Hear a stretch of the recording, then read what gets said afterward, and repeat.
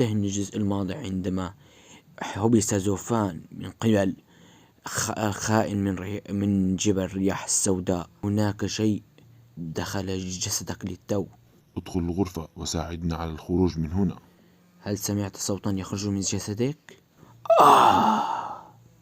ادخل الغرفة وساعدنا على الخروج من هناك بسرعة وإلا سأقتلك.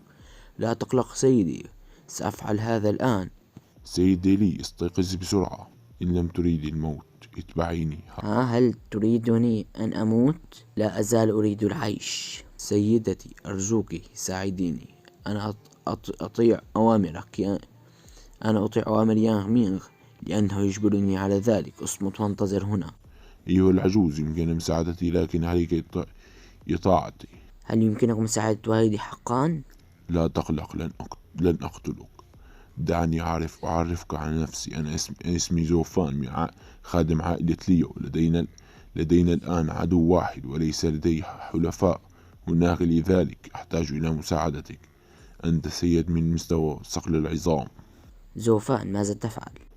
لقد عالجته. قلت أنك عالجته؟ ما هو الشيء الذي كان في جسد والدي؟ كان كائن شيطاني. عادما يضحي الممارسون في عالم الشياطين بالكثير لصنع هذا الكائن الشيطاني، سواء تم استعمالها للهجوم أو للدفاع. هذه المخلوقات مهمة جدا. هل تتذكرين عندما قلت أن لدي والدك جسما غريبا في جسده؟ لما ضربني يانغ مينغ في نظرك؟ ماذا؟ هل كنت جادنا أعلم الآن لماذا خدعك يانغ مينغ بسهولة. لم أكن أكذب حينها. ألم تصدقيني؟ لو كنت أخدعه لما غضب لذلك الشكل. السبب وراء تصرفه ذاك هو أنني قلت الحقيقة بشأن مرض والدي. السبب في أن والدك لم يتمكن من الحركة أو التحدث هو ذلك الكائن الشيطاني في جسده. لذلك سأستعمل الدماء الروحية خاصة لإخراج الكائن الشيطاني من جسده. دماء روحية؟ هل يمكن حقا شفاء والدي؟ تينغ إير. والدي، شكرا لله، يمكن لأبي التحدث الآن. إذن هذا هو الكائن الذي كان في جسد والدي. سأقتلك أيها اللعين، الشيطان اللعين. توقفي. ماذا تفعل؟ إنها خطيرة جدا، دعني أقتلها. قلت لك توقفي. لم أتوقع أن رحلتي لجبل الرياح السوداء ستجلب لي فائدة كبيرة. الحشرة هي الدودة الثلجية. هذا الكائن نادر جدا، وتمت ولادته في بركة من المياه الباردة جدا، وأغلب متدربي الفنون الشيطانيين يعتبرونها كائنا شيطانيا عاديا. ولكن في الأرض المقدسة فقط القليل من الناس الذين يعرفون أن هذه الدودة لديها قدرات مميزة جدا. لكن بعد دخولها جسد شخص ما لن تخرج إلا بعد أن يموت. بعدها ستبحث عن شخص آخر.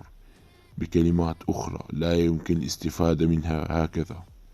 ولكنني الآن أملك الدماء الروحية التي تستطيع تشويش الدودة وتجعلها تظن أن مالكها على وشك الموت. لذلك ستبحث عن مالك جديد على الفور.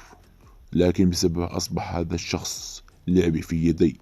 ساعدي والدك بسرعة على النهوض. سوف نعود لمدينة فينغ. سأعالج هذه الدودة حتى تصبح أخطر شيء في هذا العالم. يجب عليك انتزاع أعدائك من الجذور. سيخبر الجميع أننا هربنا لو تركناه يعيش. عندها ليس نحن فقط ولكن عائلاتنا في مدينة فينغ سيكونون في خطر أيضا. تينغ إير، إنه على حق. الخادم زوفان، شكرا لك. لا أعلم إن كان قراري في العمل معه صحيحا أم لا، ولكنني متأكد من شيء واحد: لو أصبحت عدوا له سيكون مصيرك الموت بالتأكيد. بعد 10 أيام. سيدتي أيتها الفتاة السخيفة، هل عملك جيدا هنا؟ لا تقلقي سيدتي، جميع أفراد عائلتي جيدون بخلاف الخادم المنحرف زوفان. أحم، لا يجب أن تتحدثي بسوء عن الآخرين أيتها الفتاة الصغيرة. احذري أيتها الفتاة الصغيرة. يحب أخي زاو ضرب المؤخرات. سيقوم بضرب مؤخرتك إذا جرأت على إهانته. هل هذا أنت يو شانغ؟ هل هذا الطفل الذي بجانبك هو يو هاي؟ الحمد لله أن طفلان أخي الأكبر بخير. أنا لا أعلم من تكون أيها الجد. إنه سيد جبل الرياح السوداء، وأيضا قائد العصابة الذي هاجم جيان زهان. ماذا؟ يانغ إير، لا تتدخل، إنه خطأي. كل ما حدث ليون شانغ وليو جيا يمكنك قتلي إن أردت. أبي سيدي، هذا ما أدين به لعائلة ليو، لا تتدخلوا.